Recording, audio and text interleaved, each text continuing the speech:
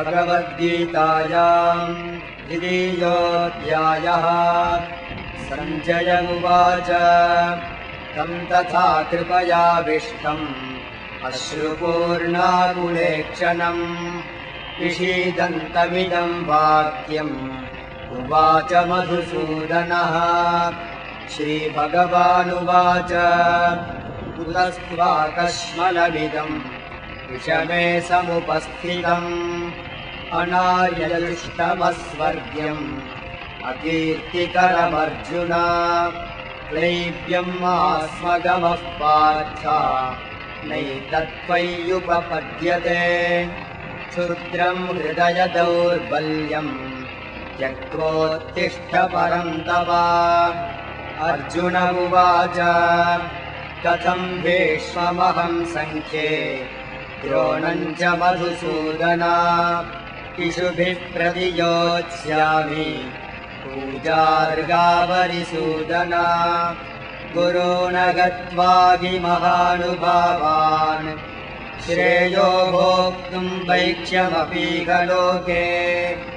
हत्वार्थकामांसु गुरूनिगैव भुञ्जीय भोगान् रुधिरप्रदिग्धान्।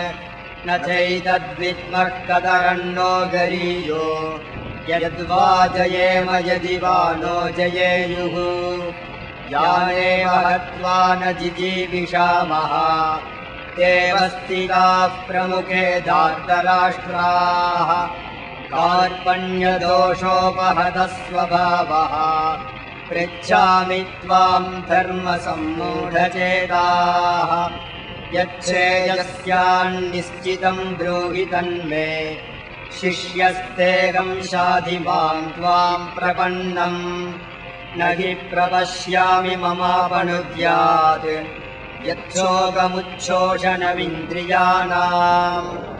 अवाप्य भूमावसपन्नमृद्धम् राज्यम् सुराणामपि चाधिपत्यम्।